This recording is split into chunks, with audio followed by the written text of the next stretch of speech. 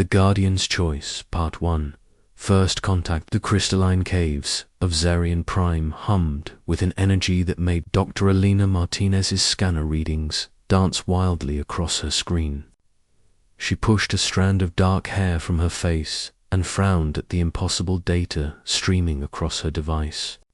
3 months into their research mission on this remote planet, and they were still discovering new mysteries every day. "Jake, are you getting these readings?"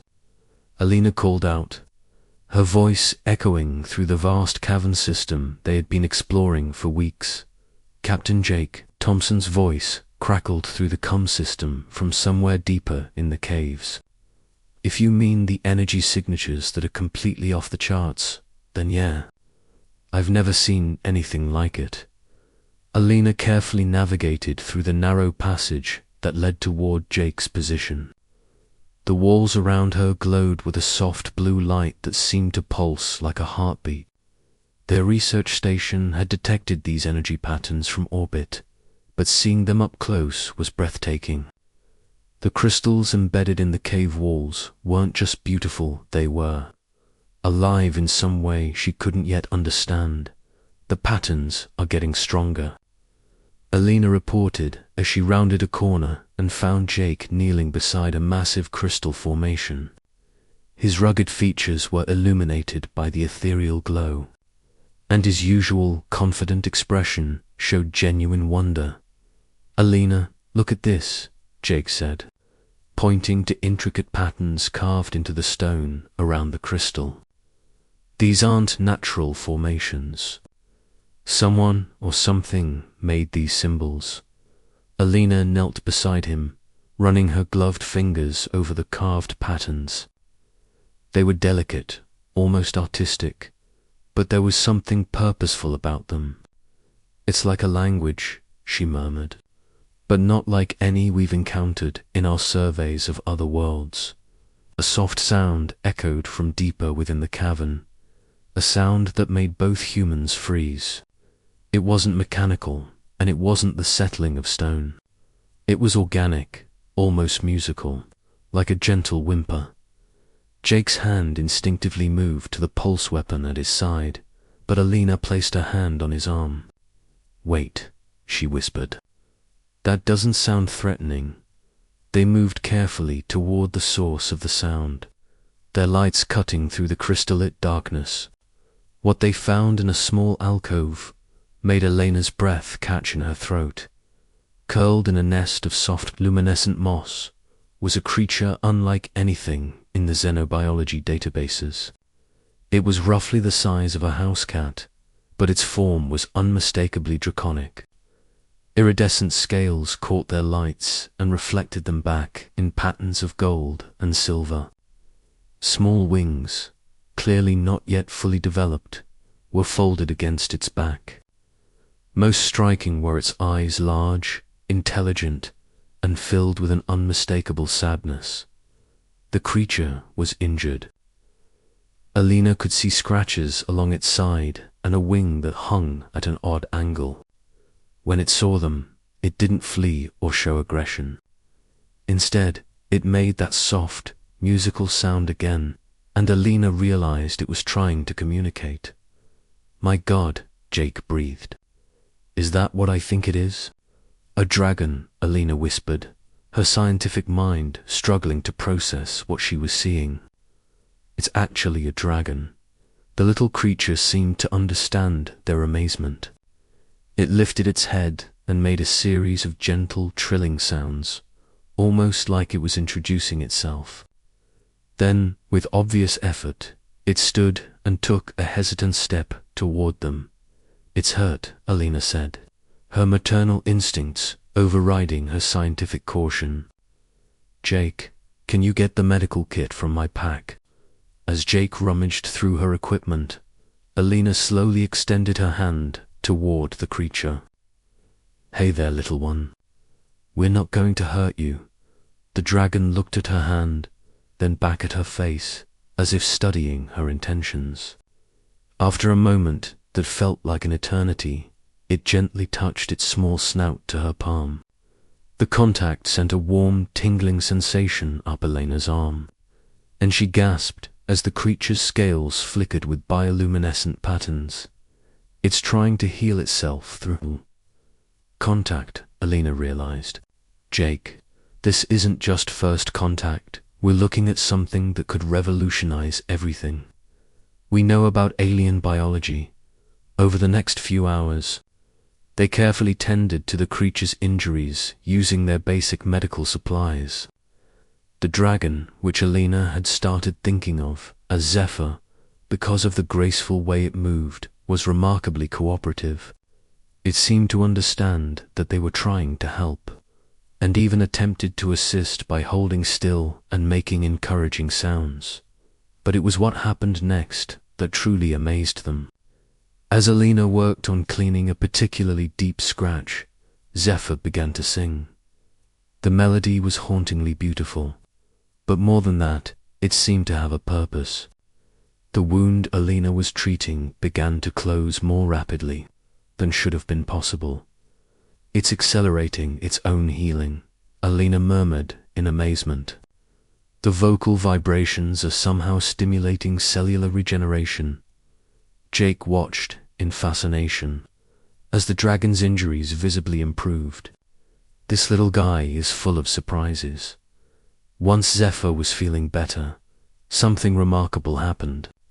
The dragon began what could only be described as a campaign to win their approval. It would disappear for short periods and return with gifts small, perfectly formed crystals that resonated with beautiful tones when touched. Flowers from some hidden garden deeper in the caves. Even fresh water from an underground spring they hadn't discovered yet. When Elena worked on her research samples, Zephyr would curl up nearby, providing gentle, steady light that was easier on her eyes than their harsh, artificial illumination. When Jake struggled with repairing their equipment, the dragon would hover nearby, its soft humming somehow helping him focus on the delicate work. It's not just intelligent, Elena told Jake one evening as they watched. Zephyr carefully organized their mineral samples into patterns that seemed to follow mathematical sequences. It's emotionally intelligent. It understands not just what we do, but why we do it and how to help. Jake nodded, watching as Zephyr noticed his tired expression and gently nudged his coffee cup toward him. It's trying to take care of us, like we're its family now. The breakthrough came when Zephyr began trying to communicate more directly. The dragon had been observing them for days, learning their gestures, their expressions, their daily routines. Suddenly, it began attempting to mimic their words. Its first recognizable human word was friend, spoken in a melodic tone that brought tears to both their eyes. Friend, Zephyr repeated, touching first Elena's hand, then Jake's, then pointing to itself. Friend, yes, Elena said, her voice thick with emotion. Friend, but it was clear that Zephyr had a story to tell, and it was determined to share it with them. The dragon began leading them deeper into the cave system, 2 chambers they had never explored. What they found there changed everything. The walls of the deepest chamber were covered with paintings so detailed and beautiful, they took Elena's breath away. They showed dragons like Zephyr, but full-grown and magnificent, soaring between stars, watching over worlds, guiding younger species through their development. They were guardians, Elena whispered, studying the images. Zephyr's people weren't just intelligent, they were protectors. The paintings told a tragic story. A cosmic catastrophe had scattered Zephyr's people across the galaxy. Most had died. Those who survived found themselves alone on distant worlds, the last of their kind, still trying to fulfill their ancient purpose of protecting and guiding other species. Asterisk. Zephyr stood before the largest painting, one showing dragons and humans working together among the stars, and sang. This time, the melody was different. It spoke of hope, of dreams, of a future where loneliness could be overcome by friendship and understanding. "You're not trying to win our hearts," Alina realized, kneeling beside the small dragon. "You're trying to show us that we could be partners. That humanity and your people together could do something amazing." Zephyr nodded eagerly, its eyes bright with hope. It touched the painting of humans and dragons working together, then touched Alina and Jake, then pointed to itself. "Together," Zephyr said in its musical voice. Together, Jake looked at Alina, and she could see the same realization in his eyes that she felt in her heart. This wasn't just about discovering a new species. This was about the possibility of something greater than either of their peoples could achieve alone. But as Alina watched Zephyr gaze hopefully at the ancient paintings, she couldn't shake the feeling that their time of peaceful discovery was coming to an end. Their regular reports to headquarters had mentioned unusual readings and potential discoveries. Soon, others would come. Others who might not see Zephyr as a friend, but as a specimen to be studied. The thought made her stomach turn. After everything Zephyr had shown them, after the trust the little dragon had placed in them, the idea of turning their friend over to corporate researchers was unthinkable. She caught Jake's eye and saw that he was thinking the same thing. Whatever came next, they would face it together, all three of them. Asterisk. The bond of trust. The emergency signal screamed through their communications array just before dawn on their fourth week with Zephyr. Alina jolted awake in her small research station quarters, immediately alert as years of training kicked in. The signal meant structural instability in the cave system, a potentially deadly situation. "Jake," she called out, grabbing her emergency gear. "Cave-in alert in Sector 7. Jake's voice came back immediately, tense with urgency. "I'm already suiting up. That's near the main crystal chamber where we've been working." They rushed through the pre-dawn darkness toward the cave entrance, their lights cutting through the misty air of Zerion Prime.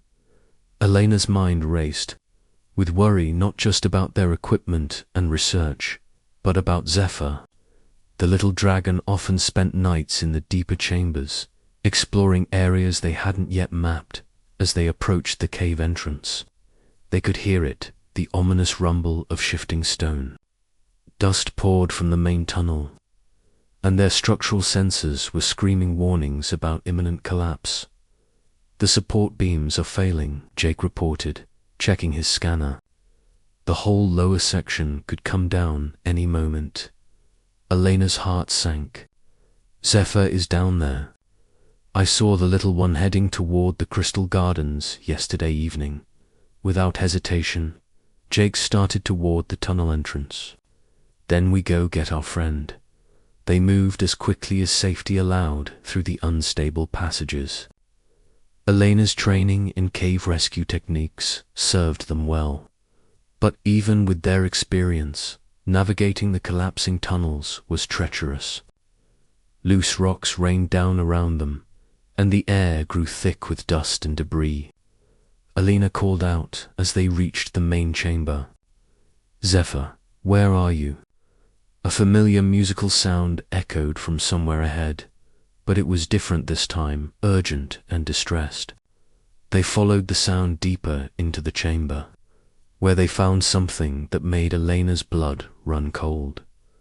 Zephyr was trapped beneath a fallen stone beam, struggling weakly to free itself. But that wasn't the worst part. The little dragon wasn't alone.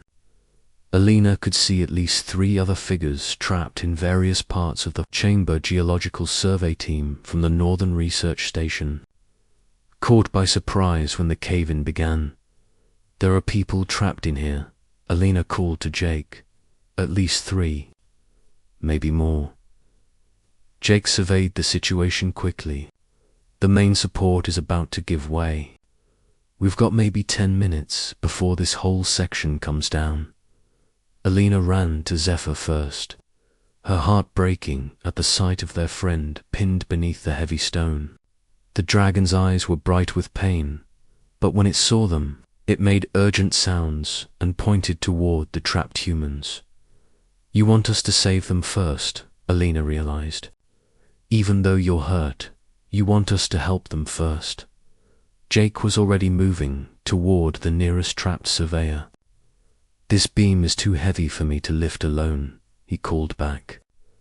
I need the hydraulic jack from the station. That's a 20-minute round trip, Alina replied, calculating desperately. We don't have that much time. That's when Zephyr did something extraordinary. Despite being trapped and injured, the little dragon began to sing. But this wasn't the gentle melody they had heard before.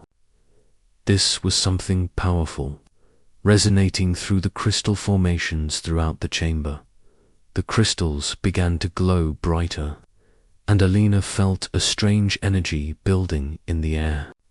Suddenly, the stone beam pinning Zephyr began to rise, lifted by some invisible force generated by the dragon's song. How is that possible? Jake breathed, watching in amazement. Zephyr didn't answer. As soon as it was free, the dragon flew to the largest crystal formation in the chamber and began a different song. This time, the crystals responded by creating a harmonic resonance that seemed to stabilize the entire cave structure. It's using the crystals as amplifiers, Alina realized. Somehow, Zephyr's species evolved to work with these formations. The little one is holding up the entire cave system through sonic manipulation. With the immediate danger of collapse reduced, they were able to free the trapped surveyors. All three were injured but alive, thanks to Zephyr's intervention. As they worked, Alina couldn't help but marvel at what their friend had done, despite being hurt and scared. Zephyr's first instinct had been to save strangers, people who weren't even the dragon's friends. It was the most human thing Alina had ever seen, and non-human. As they emerged from the caves with the rescued surveyors, Alina's communicator crackled with an incoming priority message. Her heart sank when she saw the sender identification corporate headquarters. Dr. Martinez, this is Director Harrison. We've analyzed your reports about the unusual energy readings and potential xenobiological discoveries. A full research team is being dispatched to your location immediately. Estimated arrival in 48 hours. Alina exchanged glances with Jake. They both knew what this meant. Zephyr would become a test subject, studied and probably confined for the rest of its life. Additionally, the message continued. You are ordered to secure any alien specimens you may have encountered for immediate transport to our xenobiology facilities. This is a priority directive. Alina felt sick. After everything they had shared with Zephyr, after the trust and friendship that had grown between them, the idea of betraying their friend was unbearable. That evening, as they sat with Zephyr in their research station, Alina and Jake faced the most difficult decision of their lives. The little dragon seemed to sense their distress and had been trying to comfort them all day, bringing them gifts and singing gentle melodies. We can't do it, Alina finally said. I won't turn Zephyr over to be dissected and studied like a lab specimen. Jake nodded grimly. The little one saved our lives today. Saved strangers' lives too. If that's not proof of worth, I don't know what is. Zephyr, sensing the seriousness of their conversation, approached them with something new, a small crystal that pulsed with warm light. As Alina held it, images flooded her mind, images that seemed to come directly from Zephyr's memories. She saw the dragon's homeworld, beautiful and dying. She saw Zephyr's family, dragons like their friend, but larger, older, wiser. She felt their love, their hope, their desperate wish that their child would find a new family among the stars. But more than that, she saw Zephyr's dreams of the future. Dreams of working alongside humans, of sharing knowledge and wisdom, of building something beautiful together. Dreams of friendship that transcended species, of trust that overcame fear. Zephyr's people weren't just guardians, Alina whispered, tears streaming down her face. They were teachers. They were meant to help other species reach their potential. Jake wiped his own eyes. And corporate wants to lock our friend in a lab. That's when they made their choice. It went against orders, against protocol, against everything their careers had been built on. But it was the right choice, the human choice. We're going to protect Zephyr, Alina declared. Whatever it takes. Jake smiled, the first real smile she had seen from him in days. I was hoping you'd say that. I've already started falsifying our reports. As far as headquarters knows, we never found anything more than interesting crystal formations. Zephyr seemed to understand what they were discussing. The dragon touched each of their hands and spoke a word they had been teaching it, a word that now carried more meaning than Alina could have imagined. Family, Zephyr said in its musical voice. Family. Alina hugged the little dragon gently. Yes, Zephyr, family. Over the next 2 days, they worked frantically to hide all evidence of Zephyr's existence. They created false data, altered recordings, and established a hidden shelter deep in the unexplored cave systems where their friend could remain safe. When the corporate research team arrived, they found exactly what Alina and Jake's reports had indicated. Fascinating crystal formations with unusual energy properties, but no signs of intelligent alien life. Director Harrison himself led the investigation. A cold, calculating man who Alina had always disliked. I was certain your initial readings indicated something more significant, he said, reviewing their data with obvious disappointment. Sometimes the most exciting discoveries turn out to be natural phenomena, Alina replied smoothly. The crystals are remarkable, but they're just crystals. After 3 days of intensive investigation, the corporate team departed, satisfied that there was nothing on Zerion Prime worth their continued attention. Alina and Jake were ordered to complete their geological survey and return to Earth within the month.